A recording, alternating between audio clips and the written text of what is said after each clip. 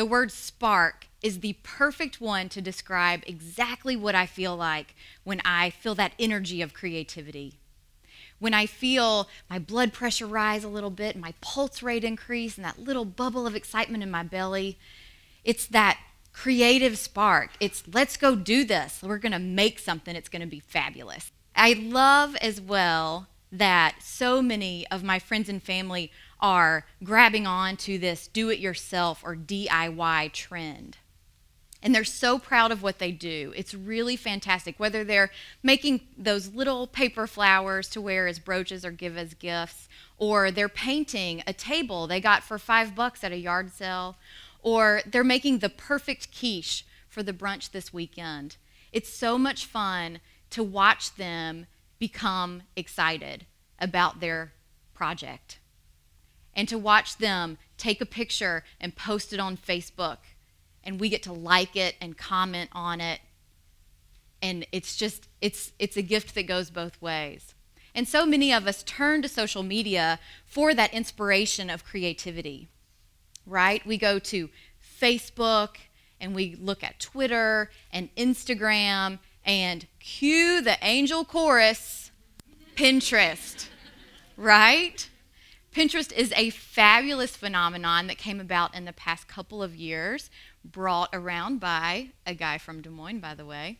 How many of you out there have spent hours of your life scrolling through pages that look like this, right? In the past 2 years, hours of your life. Pinterest has become the destination for all things creative and wonderful and inspiring for some people. Pinterest has a bit of a darker side. The Today Show recently did a poll of 7,000 mothers, and 42% of them said Pinterest causes them immense stress. Right? We giggle, but these women were being honest. They found Pinterest really stressful. They said that all the stuff on Pinterest makes them feel not creative enough, not inspired enough, like they're not a good enough mom, like they're not even a good enough person. Why would we let social media make us feel that way? I see Pinterest kind of like a fashion runway show. Stay with me here. So this woman comes out from behind the curtain, and she looks fantastic, right? She's got on this perfect outfit, and it fits just right, and everything's great. And she walks the 10 yards out, and she turns around, and 10 yards back, and back behind the curtain. And for a split second, I think, I could rock that outfit. Yeah, I'm going to buy that. And then I remember, that 10 yards out and 10 yards back, that does not include feeding the dog. That does not include wrestling a toddler into a car seat. And that does not include going to the bathroom and then figuring out how to reassemble. Right? It's just 10 yards out and 10 yards back. It's a split second that constitutes the reality of that outfit. And we all know that outfit, if it lasted any longer than 10 yards out and 10 yards back, if it had to live a whole day, by the end of the day, it probably wouldn't be quite so pretty.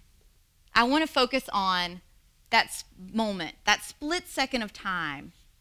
Because when it comes to social media, we tend to judge other people's world on that one image. Let's take your Christmas card, for instance.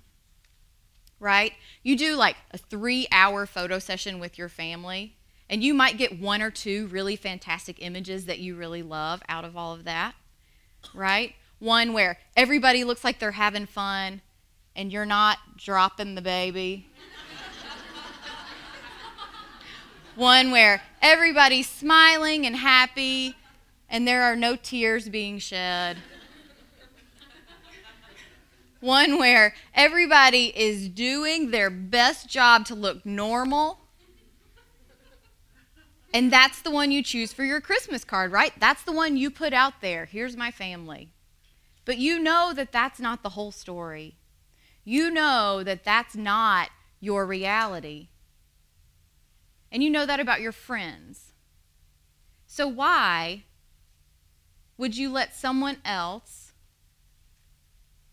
create this reality for you about their lives just by those few images? And we do it even though we don't mean to. You see these few images on social media, and then you kind of imagine this reality for that person that you think is really fantastic and perfect. But that's not real life. And I'm not trying to pick on Pinterest or even social media. Who remembers Martha from the 90s, right? Everybody wanted to be Martha. Martha was fantastic. She made the best crafts. She had the best recipes. She threw these amazing dinner parties, all in the pages of her magazine. And so many of us wanted to be just like Martha, right? It was a little bit different because Martha's a pro.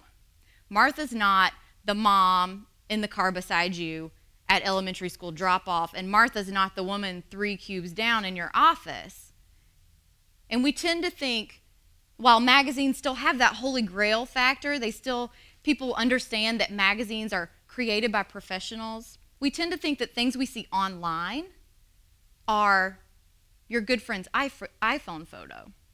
We tend to think that it's just everyday people posting stuff. But that's not necessarily the case. How many of you follow decorating blogs? Right? Or any blogs at all? Talk about intimidating, right? These stay-at-home blogger moms, they've got 5 kids. They homeschool all of them. They grow all their own vegetables in the organic garden in the backyard. They redecorate their house about once a week. And somewhere in all of this, they make homemade Halloween costumes for all 5 of their kids and the 3 dogs. How does this happen? That's just your everyday mom, no problem, right? Total intimidation there. One thing I want you to remember about these blog posts is that the open shelves in the kitchen probably look quite so perfect because no one in the family is allowed to eat off anything except paper plates or takeout containers. And that stencil on the wall that is fabulous and quite complicated likely does not cover the whole wall. It's probably just that part of the image that you're seeing there. There was a great post by SF Girl by Bay back in April, and she really attacked this exact subject. She said that she realized so many things on her blog made her life look all hunky-dory. But in this blog post, she got real about it. She said, you know, I really realize that you guys may be getting the wrong impression, but my life has pitfalls. She said, my life is not perfect by any stretch of the imagination. It is, for the most part, very good. I don't want to put out there this misconception that my life is all amazing margaritas and the best guacamole I ever had. And the reason I don't want to do this is because the last thing I want that image to do is to make you feel bad, to make you feel excluded. And I think often these images we share, whether they be in the form of a tweet, a Facebook post, Instagram, they're doing exactly that. They make other people feel left out and like their lives can't match up. This is where I call poppycock. Because while it may look like life is just one big party, it just can't be. And she's so right. Life can't be perfect all the time. This is why I like to call vignette living. It's that reality that we create about other people from those few images we see on social media of their lives. What we don't tend to understand, or what we tend to forget about, is that 10 yards out and 10 yards back.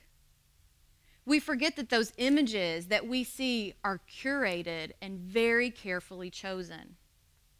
We forget that that crafter who made that craft on Pinterest likely did it 50 times before she thought it was worthy of a photo. And I promise you, there's duct tape in there somewhere. And that perfect quiche that you want to make for this weekend, that was made by a professional and photographed by a professional photographer in a studio with lights. and maybe even an Instagram filter. Holy cow, those things, I am Sophia Loren, and you guys are the A-listers at the Oscars right now in an Instagram filter. Those things are amazing.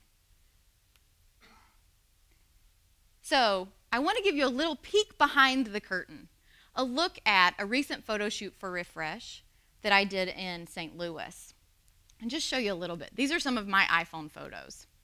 So here's where we started. It's what we call the up the side of the bed shot. It's a little bit of the bed up to the bedside table, beautiful little vignette, right? So that's kind of what we're going for. So we get the camera set up just right. We get in there. We are ironing bed linens. Not fun. Steaming, arranging the pillows, changing the pillows. That one's too lumpy, that one's too tall, blah, blah, blah. It goes on and on. Still tweaking things. We get back behind the camera. You can see the image that we're looking at on the computer screen, which is what the photographer's seeing through the camera. Finally, get it ready. Here we go. That is the shot from the photographer. If we back up one, you'll see that's my iPhone shot, and then forward again, the photographer's shot, right? It took 5 professional women 2 hours to make this happen. And about 45 minutes later, this is what it looked like. This, my friends, is a photo shoot. There's always a huge mess behind the camera, always. And when you move the camera to shoot the other side of the room, the mess has to go somewhere. So while this was beautiful and perfect and fabulous and the exact right image that I wanted to put in the pages of Refresh, and it will be in the next issue, 45 minutes later, real life happened. Real life is messy. Real life doesn't look perfect all the time. Real life is not Pinterest worthy. Because sometimes the pen looks like that, but reality is this side. Or the pen looks like that, and the reality looks like this. Or the pen looks like that, and that's your kid playing with paint. We've all had similar fails, whether it's from a Pinterest craft or it's something out of Martha's pages or whatever. We've all failed in some way with something we've tried to do, and that's okay. It's not about the end product. It's about the creativity. Now, speaking of Martha and social media, she has caused quite the buzz lately with her Twitter feed. She's made a habit of taking pictures of her dinner plate, and let's just say it's not good. Martha is not a professional photographer, nor is Martha a food stylist. But can we give Martha a break? Martha is a 72-year-old woman with a smartphone.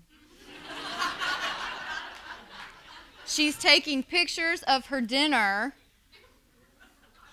And this just goes to show you that even the pros sometimes need some more pros to help. But here's the bottom line.